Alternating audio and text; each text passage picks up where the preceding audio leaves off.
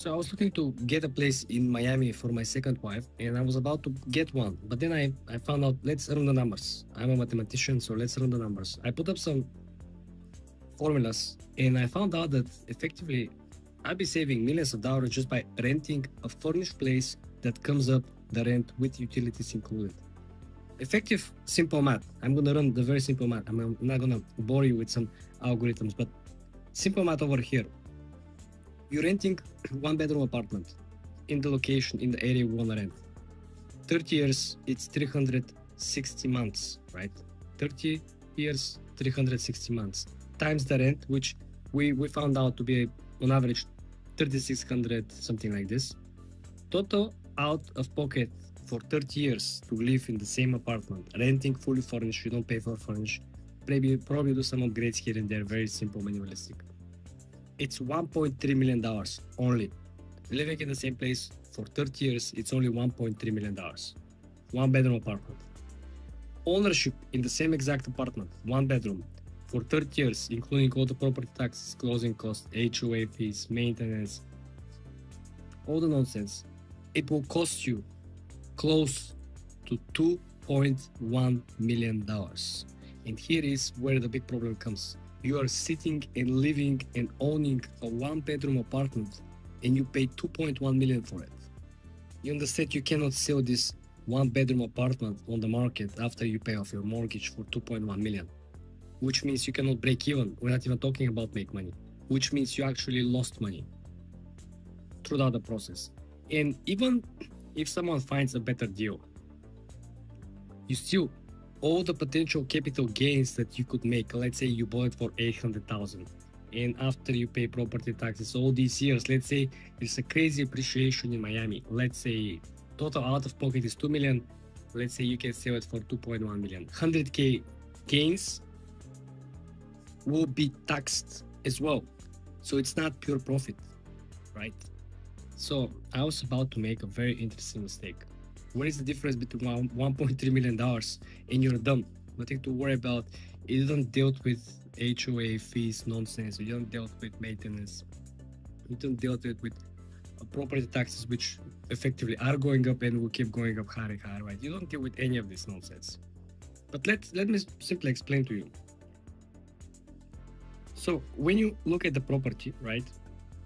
Most of the properties on Zillow or other websites, they have a chart representing at what point in the past the property was listed for sale, at what price the property was actually acquired, and you can see how the properties lost or gained value throughout the process. And this is very interesting because most people don't really understand how to search for these properties. Let me show you something. I guess it is time somebody to say the truth about the real estate, right? Why, for example, I always rent, even though I can actually buy where I live, but I don't want to. Why? Very easily, I'm gonna simplify the mechanics and the numbers behind this. Once when you understand the math behind it, it will change your overview about owning any residential real estate. Let me ask you this. Would you rather spend $600,000 and live in 10 years in the same apartment and invest $400,000 on the side in crypto or stock market, or you rather buy $1 million apartment right now? It's a very interesting question, which I believe a lot of people, the smarter ones, will spend a lot of time analyzing, trying to debate in their own mind which decision will be better for them. Some people will think that investment opportunity is risky, anything that is not a tangible asset like the real estate you cannot feel, touch, it's unusually and it's possible to actually underperform and it's possible to lose the money. I want you to think about this. Run the numbers for yourself. 10 years, $60,000 per year, which is $5,000 a month. You're renting it, you live 10 years in this very nice apartment. $5,000 includes everything from internet, utility bills, whatever. But after 10 years, you can move. You spend $600,000 to live in this apartment, but you invest the remaining $400K. You invest the $400K and you wait these 10 years and this $400,000, hopefully the compounding year over year, run the numbers. Even if you run the simple equation with S&P 500, 7 to 10%, this year is around, last year was around 16% on year over year, right? So you need to understand that compounding, even modest expectations, will still beat the appreciation of the apartment if you buy it today at $1 million. And a lot of people might say in the comments, well, it's not everything investment, you know, this is my main residence, right? I would, you know, be comfortable spending this money and probably losing more on the depreciation on the asset, on the stagnation of the market, on furnishing, holding cost, missed opportunity cost, not investing. A lot of people will be okay with this. Not if you realize that after 10 years, your cost will not be 1 million that you purchase price the property for, but you have to add annual property taxes, annual HOA fees, annual city tax, annual renovations, mortgage, insurance on the mortgage, interest on the mortgage, right? You need to adjust all these expenses for the same duration of 10 years. You maybe end up of holding $1.8, $1.9 million out of pocket, but the property still is valued at $1 million. In 10 years, there could be a small, modest appreciation, probably, if you're lucky, $150,000, $200,000, which if you sell it for, it still will be eaten out by the broker who is selling the apartment for you on your behalf. So this is why I want you to learn the simple math. Stop listening to the voices. Start just don't let anyone to funnel you on ideas. Don't get me wrong, sometimes there are deals that are no-brainer. If you do not have an HOA fee, if you buy a real estate which an actual land underneath worth more than actual construction, if you can buy the property in state where there is a very little property tax, if you actually buy a property in area which every single year has seen a substantial increase, this is also very, very interesting aspect to look into. Remember, when you look at real estate, being residential, commercial, you need to understand the cost associated with. You have holding cost, how much it costs you to own it, to maintain it. And then you have to look at the maintenance, then you have to look at the opportunity cost, which is what else I could have done with this money versus putting them or locking them up with the actual property. And like I said, when you own it, on the way in, you pay a lot of money through the process, broker, dealers, middlemen, paperwork, etc. Right? On the way out, you still pay a lot of money. You pay the broker fees, closing costs, sometimes depending on the state, paperwork, deeds, transfers, lawyers, notary, right? All these things, you're always charged. Like the transactions that are appearing, you never win. It's you barely can win unless you're a person who actually flips real estate, buys complete garbage, very bad condition in a very bad areas, buy something for 50K, fixing it for like 10, 15K and selling it for 100, making 25, 30, paying the taxes 5, 7K and being left with around 20K profits. It has to flip 5 of these to make $10,000 a month or profit. I'm talking about actual profit after taxes so on. But it's too much work for very little profit. This is why I'm leaving you with the idea that you can always do the simple math, something that everyone knows. You just do the segregation study. You understand all the different places where you have to spend money to keep the property, to acquire the property, to sell the property. And then when you draw the line, you could see, okay, this is the best case scenario, and this is the worst case scenario. Best case, how much this property could appreciate in 10 years. And then it's easy. You can go on Zillow and find apartments or houses in your area. And Zillow has small chart, small graph. It shows you this house was listed for $150,000 more in 2008. Then, after the 08 online financial crisis, the house was listed for $300,000 less. Then you can look how many years after the on the market, the house didn't see any appreciation. It was completely flat price wise.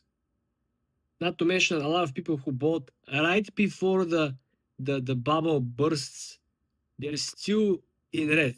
Imagine you bought house 20 years ago and you're still on loss, you still overpaid. First of all, I want you to understand that every ownership of real estate is connected with major variable and fixed costs. Okay, first of all, let's focus on the biggest expense that is usually fixed. You have HOA fees every single month, and you have property taxes. On top of that, you got one-time big lump sum down payment. You have closing costs, you have sales tax, you have to pay the fee for the broker. Then you have furnishing. Then you have, usually if you live in the big city, you have another city tax, which is on top of that. And other cities have also luxury real estate tax, which is for properties above certain threshold. Very simply, if you're paying $1,000 a month for HOA, and if your property taxes come to be around $1,000 per month as well, this is $2,000 just going nowhere. This money are not going towards your equity. On top of these expenses, you will most likely have a mortgage, which comes with interest payments, and you have insurance on top of your mortgage. Don't forget that from time to time, you also going to spend money on renovations. Things in your house will break, and you're going to be the one that is in charge with fixing them, finding person to fix them, make an appointment, wait for this person to come over and fix them, check what they fix, pay them. Let's presume that you, instead of buying this very same property, you rent it out. Let's say you rent out this one-bedroom apartment and you could get it for $2,000 a month, which is equivalent of $1,000 HOA that you would pay if you owned it, and $1,000 property taxes per month. 1 year of these fixed expenses as an owner would be $24,000. You can live in this apartment, renting it, still paying $24,000, but basically that's all the costs associated with living in the same exact space. You will spend $100 to $300 extra probably for utilities, things that depend on you, right? Depending how you get the apartment, furnished, less furnished, more furnished. You can get IKEA and then everything deassemble after you move, and then you return everything, get your money back. There's too many things to work around with. But this is the whole expenses. You're skipping the down payment, which could be 20% of the total amount. $1 million apartment, 20% is $200,000. Down payment, closing costs, 40, 50, 60, 100,000, 140,000, 80,000, depending where you live. Sales tax, broker fee, then city tax, and probably luxury sales tax, which is for properties above certain threshold. Don't forget, when you buy it, it will be empty. You have to buy everything. $10,000, $15,000 per room for furnishing. This is usually just the small elements, not the work. Hiring somebody to actually implement and place things left and right and arrange them. In 10 years period, if you live in the same exact apartment, renting it, it will cost you $240,000. And sure, we can include every single year the rent to go up $100. For 10 years, like we mentioned, this is not going to be a game changer, right? It will be additional $1,000 for 10 years, which comes up to $241,000. This is your almost total out of pocket living in the same exact apartment. Living 10 years in the same apartment as an owner has a completely different math. Just from the interest alone, you're going to be paying off much more than $241,000 in the 10 years period. Just from the property taxes, just from the HOA fees, which every single year, don't get surprised, they also will go higher. Property taxes, they will also go higher. And don't forget that owning real estate requires maintenance. If you're renting out, if something breaks, you're gonna call the landlord. Also, you're taking very serious location risk, which means that if the neighborhood turns bad, and if you own the property, you're taking major financial loss because the property value will simply come down because the neighborhood is less desirable. And second of all, then you have to move. You have to take all your furnishing, you have to work with broker, list the property, then pay taxes on the sale. It's absolutely crazy. Crazy how many people do not do the simple math. There was an article, Wall Street Journal last week, stating, based on the current data, anyone who purchased any type of real estate after 2010 currently is underwater. Everyone is losing money, lost money, and is gonna keep losing money on their real estate investment. Regardless, some people gonna make up the case, but that's my first home, that's my only residence, etc., etc., etc. Let me work out some different numbers that will make your life even easier, and you will save even more money.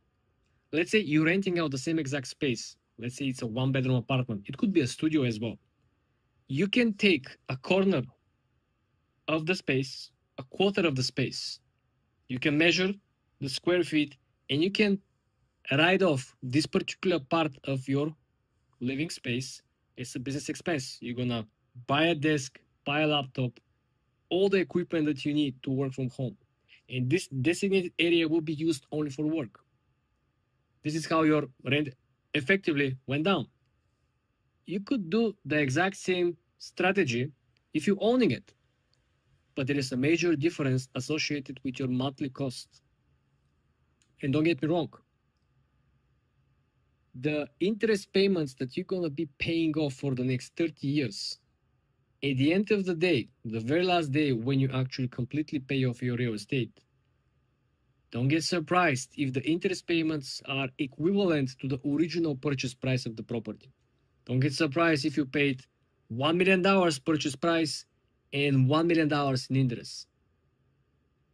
Both combined, you spend $2 million without accounting for all the property taxes that you have paid, all the HOA fees that you have paid, all the money that you spent on renovations, fixing, all the other taxes associated with your property. And remember, when you sell it one day, regardless of the appreciation, you're still gonna pay taxes on the appreciation, which again will bring your total potential upside even lower.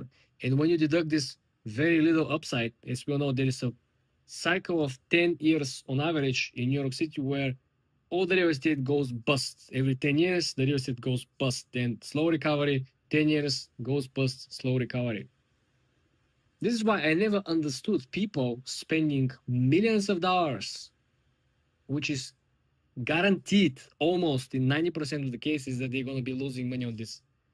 I watched Rupert Murdoch sold his penthouse in New York City for a big loss, over $10 million lost of the purchase price. We're talking about real estate, which is unique, penthouse, amazing views, close to the Empire State Building, and he couldn't get break even. Not talking about making money on this unique real estate, unique piece of real estate. Imagine if the unique piece of real estate cannot be sold at break-even price, not talking about making money. Imagine if you just have an average one-bedroom apartment somewhere in the middle of nowhere, Chinatown, Little Italy, Soho, West Village, East Village, Broadway, whatever.